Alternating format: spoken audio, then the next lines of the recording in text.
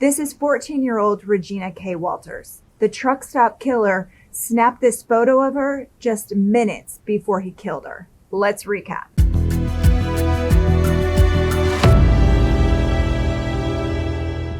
Robert Rhoades was a sexual sadist. He liked picking up young couples, killing the boyfriends, and taking the women prisoner. He converted his sleeper cab into like an on-the-go torture chamber. He'd shackle his victims, shave their heads, and then rape them between stops. When he was done, or when he was ready to snatch his next victim, he'd kill the women and dump their bodies along the interstate. When police in Arizona finally caught him, Robert claimed that he'd been doing that for 15 years. He only confessed to a handful of murders, although the FBI believes the body count is as high as 50 or more. Now that would make Robert one of America's worst serial killers, and it's fitting that he used the open road to hide in plain sight. There are close to 3 million semis in the US. Almost all of them are on the road at the same time.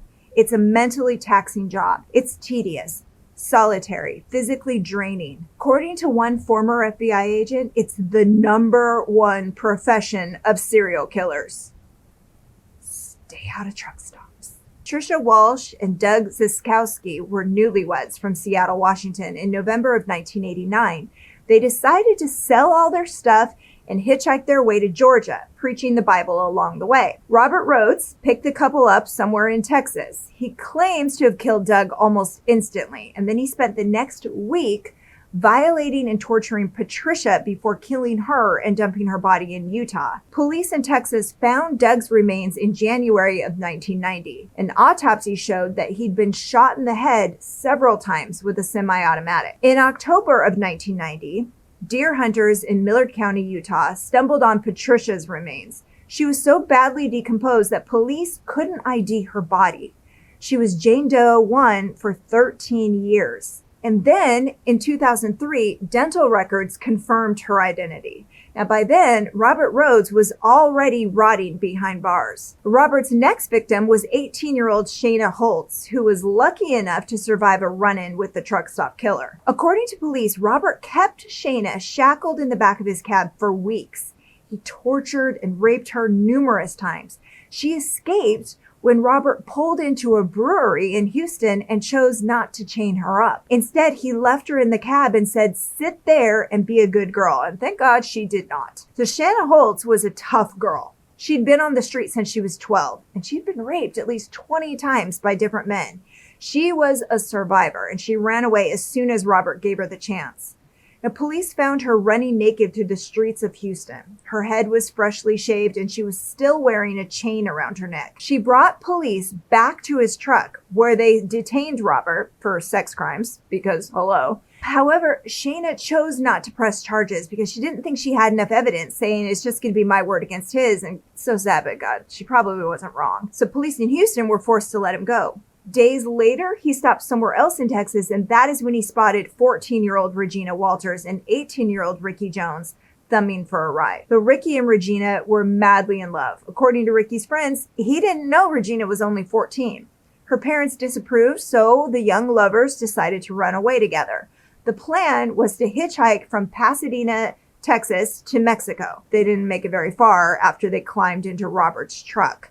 Ricky was shot and left to decompose somewhere in Mississippi. Meanwhile, Robert kept Regina chained in the back of his cab. He shaved her head, he shaved her whole body, and that was his calling card, if you will. He dressed her up in what she's wearing in this picture, a black dress and heels, the last outfit she ever wore when Robert snapped this picture. Police believe the photo was taken at an abandoned barn in Illinois. Robert forced Regina out of the truck and into the barn where he tortured her with fishing hooks and other sharp objects. He took a lot more pictures. In some, she's seen wearing the black dress. In others, she's stripped naked. In all of them, you can see she's absolutely terrified. In the end, Robert drags Regina up into the loft where he handcuffed and strangled her with a garrote made of baling wire. Poor girl. He left her there to decompose, assuming nobody would ever check. But little did he know, the owner had just donated the building to the local fire department. They were going to set it on fire and practice putting it out.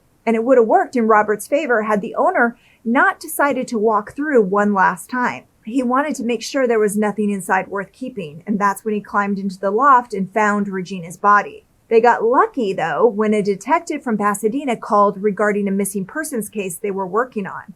So according to police, Regina's father got a lot of chilling calls after she vanished. And what's strange about that is that Mr. Walters' number was unlisted, meaning it didn't appear in any phone books. You'd have to know it, and very few people did. But somehow this stranger called him twice on 2 consecutive days. And this guy said that he had Regina, that he had cut all her hair off. And when her dad asked if she was okay, the guy hung up and never called back. And on a hunch, police sent Regina's dental records to officers in Illinois, and it was a match, although police mistakenly assumed that Ricky Jones killed her and ran away. But the FBI dismissed it pretty quickly. They believed the killer was an older man with many well-developed sexual fetishes because of the state of what had been done to her. The profile was a better fit for Robert Rhoades, who was currently sitting in an Arizona holding cell. Let's go to April 1st, 1990. Arizona Highway Patrol Trooper Mike Miller is patrolling I-10 near Casa Grande when he spots a tractor trailer with its hazards on. So the trooper pulls over to see if the driver needs help. That's when he hears a woman screaming for help inside the cab. She's naked and chained up inside Robert's makeshift torture chamber. There's a gag in her mouth, and the look on her face tells this trooper all he needs to know. Robert is over there, though, insisting that this is consensual, but thankfully, Trooper Miller does not believe him. He detains Robert, at which point he finds a .25 caliber pistol on him. The woman is a 27-year-old hitchhiker who climbed into Robert's truck in Phoenix 3 days earlier. He was charming. He was polite. At least enough for her to relax and fall asleep. But when she woke up, she was handcuffed, and Robert was ordering her to take off her clothes. She tried fighting. She even bit him once, but it was useless. This is a big guy. She spent 3 days chained in the back of his cab. She showed the police a suitcase full of torture devices that Robert kept in the truck. Inside, they find alligator clips, handcuffs, pins, whips, and sex toys. Meanwhile, Robert is calm, cool, and collected as he explained everything away. He called the woman a lot lizard, which is like the sick industry slang for truck stop sex workers. He described her as crazy and said she wasn't playing with a full deck. So Robert's Texas license prompted Arizona police to call Houston police. And allegedly, a woman was spotted a few months prior flagging down traffic in Houston. And she told officers that a trucker had kidnapped her and held her captive for 2 weeks. Tortured, raped, shaved her head. According to police, this Houston woman ID'd the truck, but claimed the driver, Robert Rhoades, wasn't the man who attacked her. So after the police let him go, the woman changed her story. She claimed she was too scared to ID Robert because she was afraid that he might come after her if the cops didn't believe her and keep a hold on him. It was enough to secure a search warrant for Robert's Houston home. And inside, they found women's makeup and clothing, plenty of BDSM equipment, including chains, whips, more handcuffs. They found several white towels, one of which was covered in blood. Both women in Arizona and Houston said their attacker had placed white towels down before torturing them. The nail in the coffin, though, was a book of photographs showing several young women. Many were sexually explicit, and most showed these women with shaved heads or short hair. And that's when they found this photo of Regina Walters and others of Patricia Walsh and several other victims.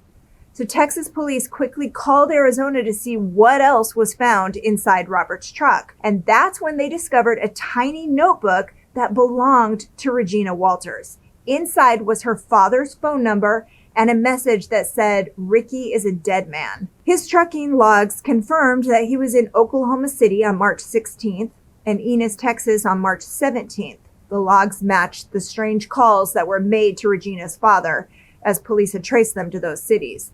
They had all the evidence they needed to charge Robert with the murders of Regina Walters and Ricky Jones.